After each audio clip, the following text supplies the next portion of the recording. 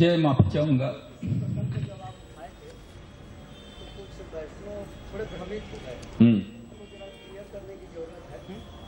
होंगे बहुत से लोग 25 से 30 बरस से कोई हमारे बड़े काका है दादा सेवा करने की यही पद्धति की झाड़ी को धर देना और भोज रख देना। अब 25-30 बरस से किसी ने रोका नहीं। ठीक है, मैंने कल ही बात इस चीज का खुलासा दिया था। ऐसा है, देखो, पूर्वजों ने बड़ों ने क्या किया वो अब प्रश्न का विषय नहीं है। हमें समस्या बना करके नहीं रखनी है, समस्या का समाधान ढूंढना है। मैंने अपने बड़ों से, गुरुजनों से एक बात जो सीखी, जो समझी, वो ये है कि every problem has its solution inherent in it. हर समस्या में उसका समाधान रहा हुआ है, यदि हम सच्चे ईमानदारी से वो समाधान ढूंढना चाहते हैं तो। अगर कॉस्मेटिक प्रॉब्लम है, कॉस्मेटिक प्रॉब्लम मतलब अगर हम प्रॉब्लम को प्रॉब्लम ही रहने देना चाहते हैं तो भगवान के पास भी उसका सॉल्यूशन नहीं है।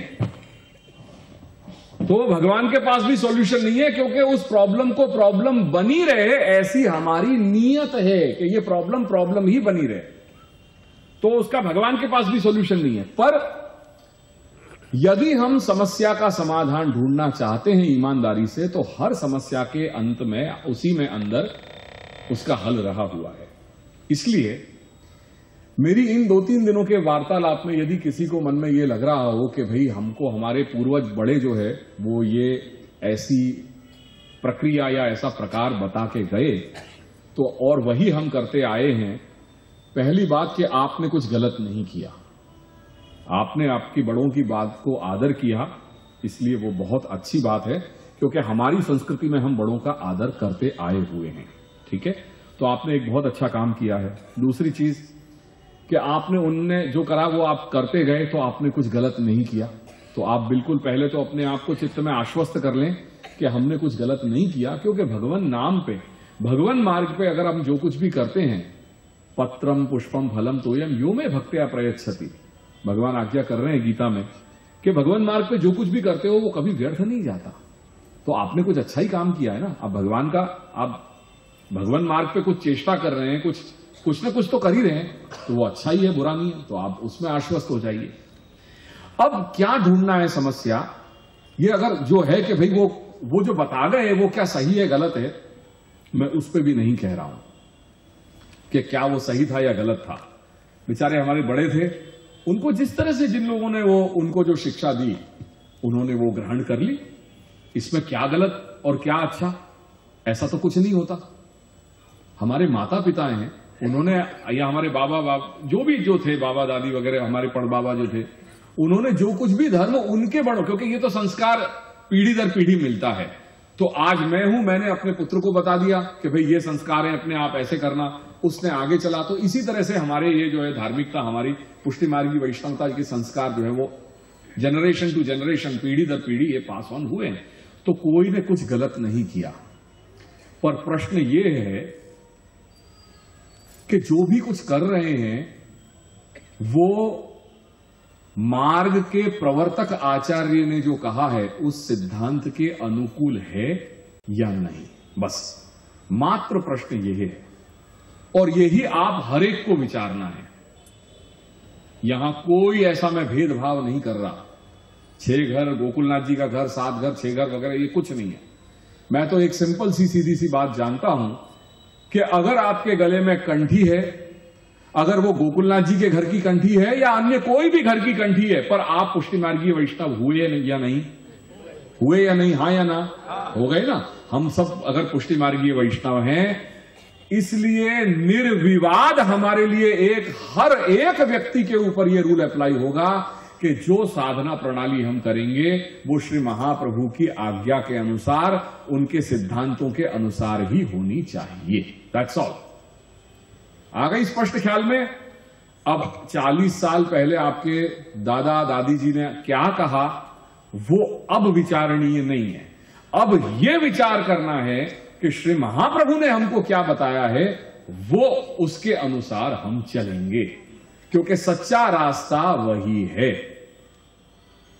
मेरे दादी ने मुझे अगर कोई चीज बात बताई तो वो उनको उस समय जब उनकी सास ससुर जो होते उन्होंने उनको दी होगी, ये बात शिक्षा दे दी होगी। तो ये तो मेरे पास 40 साल का ही प्रमाण है, 50 साल का प्रमाण है, 60 साल का प्रमाण है, 70 वर्ष का प्रमाण है। पर वो प्रमाण जो मैंने कल कहा था वो 500 साल की तुलना में उसका कोई वजूद नहीं है, उसका कोई अस्तित्व नहीं है। मार्ग वल्लभाधीश का है, इसमें नियम वल्लभाधीश के चलेंगे।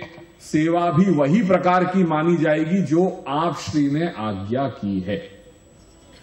ठीक है, वो क्या करना है, कैसे करना है, यदि आपकी इच्छा है तो आप जब भी आएंगे गोकुल, मैं प्रेम से आपके साथ बैठ करके उसका आपके व्यक्तिगत जो आपका रुझान है, आपके परिवार की क्या परिस्थिति है, आप कैसे उस चीज को अपनाना चाहते हैं, जब आप मेरे साथ बैठेंगे तो हम शांति से बैठ करके उसका पूरा उसका रास्ता निकाल लेंगे। और मैं आपको वो प्रकार बताऊंगा कि आप श्री महाप्रभु के अनुसार आज के जीवन में आप किस तरह से उस सेवा का आग्रह अपने जीवन में किस तरह से पालन कर सकते हैं। ठीक है, इज इट क्लियर? ये बात मेरी स्पष्ट है? कोई संदेह है? चलिए। हाँ हाँ, रसोई बनाते हैं उसको हम प्रसादी करके ले लें। प्रसादी कहां करोगे? वो फिर रास्ता ढूंढ लिया, फिर रास्ता ढूंढ लिया। क्या रास्ता निकाल लो, बस रास्ता निकालो, करना नहीं है, रास्ता निकाल लिया। तो सगवड़ पैदा करो ना। आपको जीवन पहले ये निर्धार करो, आपके लिए लौकिक जीवन जरूरी है या अलौकिक जीवन जरूरी है, इसका निर्णय तो आप तय करोगे ना।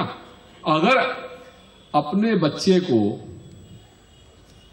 सारा एडजस्टमेंट करके विदेश जरूर भेज देना है, उसके लिए जैसी तैसी मशक्कत करनी हो, सारा फाइनेंस ऑर्गेनाइज करना है, ये करना है, वो करना है, सारा अपना सब कुछ स्वाहा कर देंगे कि बेटा जो है वो न्यूयॉर्क या जो है अमेरिका चला जाए, कनाडा चला जाए, जिसकी कोई गारंटी नहीं है कि वो वापस आने वाला है। उसके लिए सब कुछ करने के लिए तैयार हैं, पर जो अपना सच्चा जिसमें श्रेय रहा हुआ है उसके लिए तो मिश्री चल जाएगा। दूध घर की जो है कुछ जो है उसमें डाल देंगे तो वो दाल में डाल दिया तो हो जाएगा। वहां क्यों नहीं पूछ लिया? वीजा कंसल्टेंट को क्यों नहीं पूछ लिया कि भैया मिश्री दे दूं, है मिश्री दे दूं, 4 मिश्री दे दूं उसको भैया, तो वो स्कॉलरशिप दे देना भैया, सर्टिफिकेट ले आना उसको, हार्वर्ड का और ऑक्सफोर्ड का सर्टिफिकेट, 4 मिश्री के टुकड़े दे दूंगी मैं। वाह अरे वाह। तो वहां नहीं चला ये, या रास्ता निकाल लिया।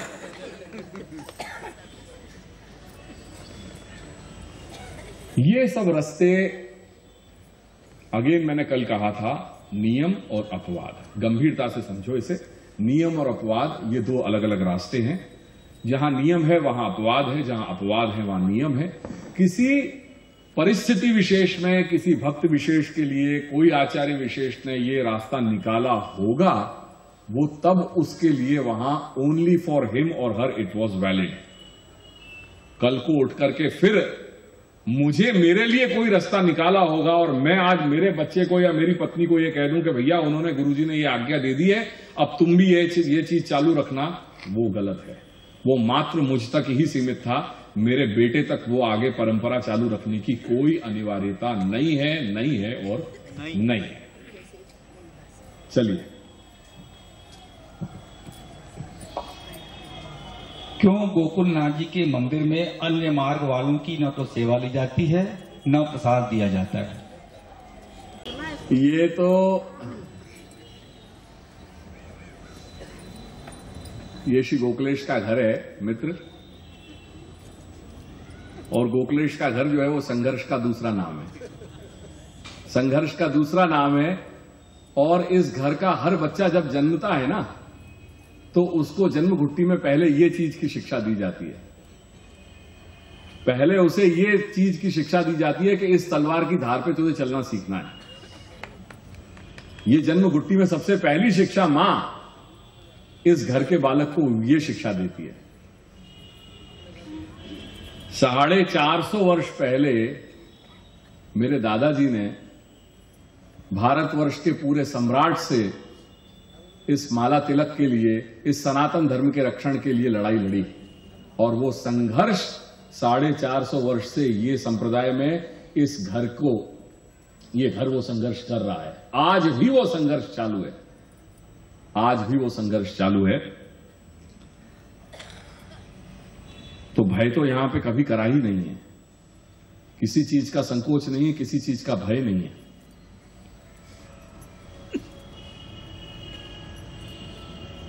गोकुलनाथ जी के घर में हर एक का स्वागत है, हर एक का स्वागत है, क्योंकि यहां श्री महाप्रभु का ही जो गुणगान है वो श्री महाप्रभु का ही गुणगान है, इसलिए कहीं कोई भेदभाव वाली बात नहीं है। व्यवस्था जरूर हर घर की अपनी होती है, और जो लोक सिद्ध भी है। आप जब बंबई या गुजरात या और कहीं पे भी दक्षिण में या कहीं पे भी भारतवर्ष में जहां आपके मित्र हैं, जहां आपके परिवार वाले हैं, जब अपन जाते हैं उनके यहां 1 दिन के लिए, 2 दिन के लिए या 4 दिन के लिए जब जाते हैं, तो मुझे बताइए, वो घर में आप उनके अनुरूप नियमों का पालन करते हैं, या आप वहां जाकर के पहुंचते ही कहते हैं कि भैया मैं जहां बनारस में जिस तरह से जो है, जो मेरा टाइम टेबल है, उस तरह से आप सभी लोग एडजस्ट हो जाइएगा। यूजुअली क्या होता है, लेट मी हियर, क्या होता है, क्या करते हैं अपन, उनके अनुरूप ढलते हैं ना।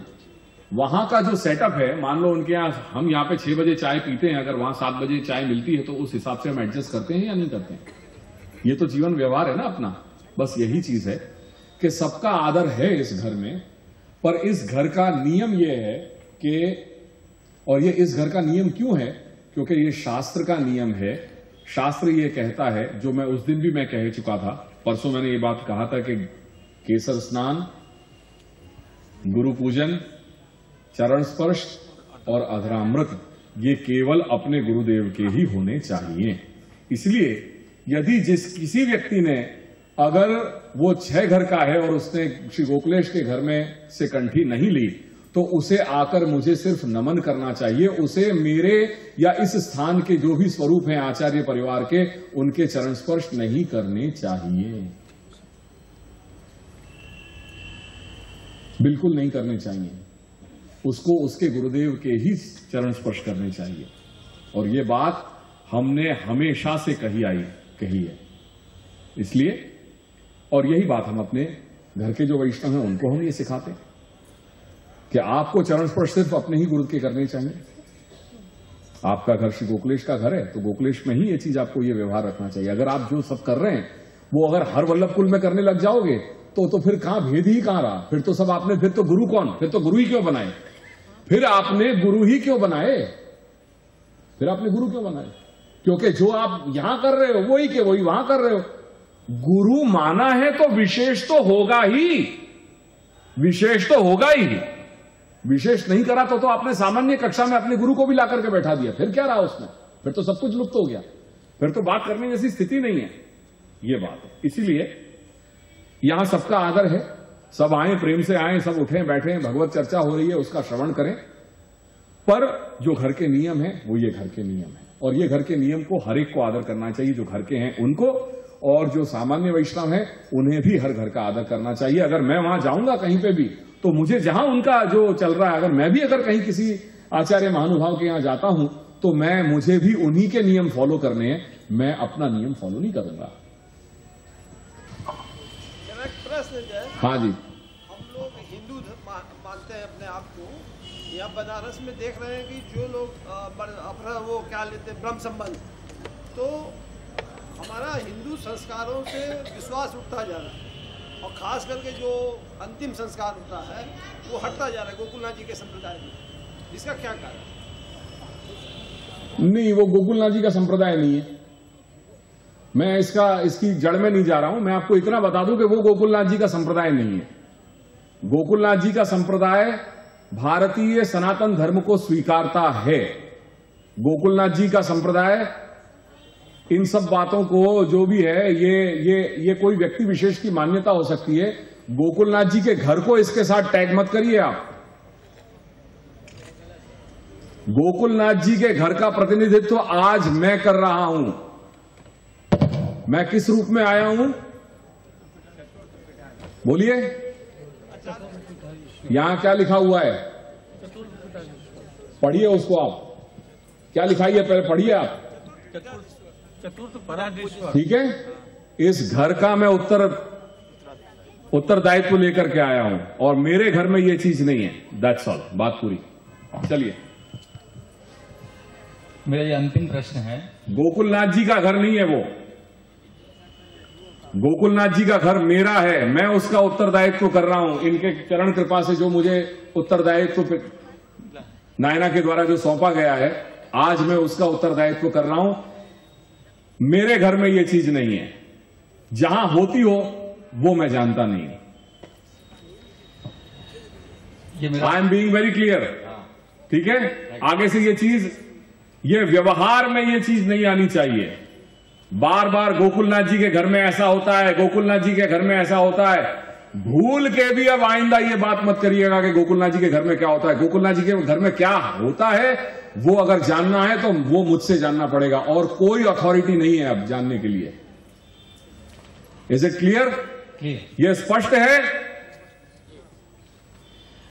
मेरा ये अंतिम प्रश्न है, और अंतिम प्रश्न पूछने के पहले मैं जरूर बोलूंगा कि अगर मेरे प्रश्नों से किसी की भावना आहत हुई हो तो मुझे माफ कर देंगे। अगर उद्देश्य सही है अपना तो किसी की भावना क्यों आहत होनी चाहिए? अगर प्रश्न है जिज्ञासा, जिज्ञासा के स्तर पे है, क्यों किसी को ऐसा होना चाहिए? अगर मैं अगर ये मानने बैठूं तो मुझे तो हर प्रश्न पे आपके जो है तकलीफ होनी चाहिए। मुझे तो हर प्रश्न पे तकलीफ होनी चाहिए। यदि किसी वैष्णव को आज के बाद भी कुछ संशय रह जाते हैं तो वो आपसे कैसे कांटेक्ट करे? इसकी एक व्यवस्था मैंने कर रखी है। कुछ ऐसे सही स्रोत हैं जहां पे, जिनके मैं नंबर वगैरह मैं आपको दे दूंगा। वहां उन 2-4 व्यक्तियों से अपने गोकुल के कार्यालय में जो एक आध सही व्यक्ति हैं उनको आप संपर्क करें, और उनको संपर्क करके और फिर ये जो संपर्क करने का माध्यम है उस माध्यम को अनुकूल बना सकते हैं। निश्चित गोकुल में भी जो 2-3 हैं उनको मैं सूत्र दे दूंगा आपको। हाँ, इतनी धीरज हमें जरूर रखनी पड़ेगी कि जो भी वहां जवाबदारी जो निर्वहन कर रहे हैं, जो व्यक्तियों का जो मैं नाम दूंगा, उनके ऊपर इस घर की वैसे ही बड़ी एक जवाबदारी है। तो शायद हो सकता है कि आप एक बार में जब उनका संपर्क करें तो शायद एक आध बार में आपको वो सही जो मेरे तक पहुंचने का माध्यम है वो शायद न मिल पाए। उतनी आपको धीरज रखनी है। पर इतना जरूर मैं आपको आश्वासन दे रहा हूं कि अगर कहीं आपको वास्तव में कहीं जिज्ञासा है सच्ची, तो वो उसका रास्ता अवश्य निकलेगा और मेरे साथ आपका संपर्क निश्चित रूप से होगा। इसमें आप बिल्कुल जो है आश्वस्त रहें। वैसे अपने घर की जो गतिविधियां हैं, वो गतिविधियों का आज आधुनिक माध्यम तो बहुत हो चुका है। फेसबुक पे अपना ग्रुप भी है, उसके अलावा व्हाट्सएप पे अलग अलग कई ग्रुप्स भी अपने चल रहे हैं। ऐसे अगर करते रहेंगे तो कहीं ना कहीं कुछ ना कुछ रूप से वो समाधान, जो भी जिज्ञासाएं अपने घर तक आने का, मिलने का, वो जो है वो संपर्क बना रहेगा। और फाइनली एक बात मैं जरूर इसमें कह रहा हूं कि आप यूं ही हमसे मिलते रहे, देखिए एक दिन प्यार हो जाएगा। तो प्यार हो चुका है, शुरुआत हो गई है। मैं बनारस में जो मुझे ये 3 दिन मैं अपने आप सभी मेरे परिवार वालों के साथ जो बैठ करके जो मुझे आनंद मिला, वो मैं किसी शब्दों में उसको बयान नहीं कर सकता।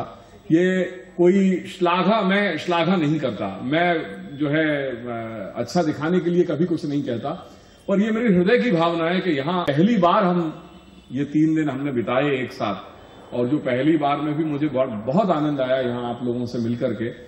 और ये जरूर कहूंगा कि अपनी कड़ी गोकुल के साथ मजबूत बनाइए, बस और कुछ नहीं है।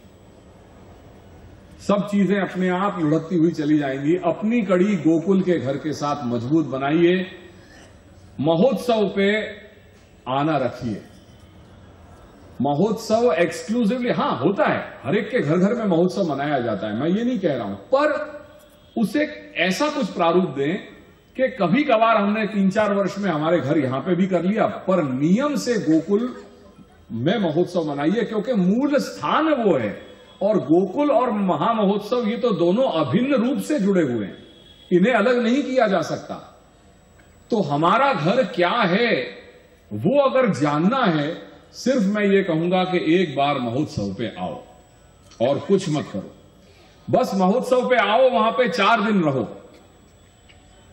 पंचमी चौथ को यहां से निकलो, चतुर्थी को निकल के पंचमी सवेरे वहां आओ, पंचमी छठ धनधन छठ की रात, सप्तमी केसर स्नान और अष्टमी को जो पल्ली पार की बैठक है अपनी, वहां श्री बैठक का वो कार्यक्रम करके और अष्टमी को ही शाम को वहां से टिकट लेकर के वापस आ जाइए।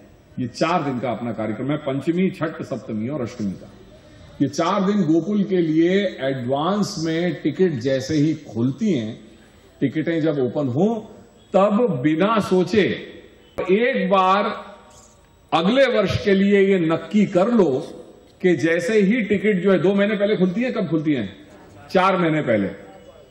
तो 4 महीने पहले जैसे ही महोत्सव की अब जो मिट्टी जो तारीखें आएंगी, कर लो, बुकिंग करवा लो। फिर नहीं आना है वो कैंसिल करना होगा, वो बात की बात है। पर गोकुल के लिए अगले साल ये टिकट बुक हो जानी चाहिए। ये हम लोग बहुत कृतज्ञ हैं और आपने बहुत पेशेंस से हम लोगों के प्रश्नों का निराकरण किया। हम लोग बहुत बहुत अपने कण कण से आभारी हैं। नहीं, आभारी क्या, मैं ये आभार की कोई बात नहीं है। हम घर में बैठे हुए हैं, घर में क्या कौन किसका कोई आभार थोड़ी मांगते। दादाजी की कृपा है और दादाजी उनके चरणारविंद के रजकण हमको ये सामर्थ्य दें कि हमारी जो ये दिशा है ये प्रशस्त होती चली जाए। ऐसी मेरी खूब आप सभी को शुभकामनाएं, शुभाशीर्वाद और बस गोकुल आते रहिए। श्री गोकुल नाथ की जय।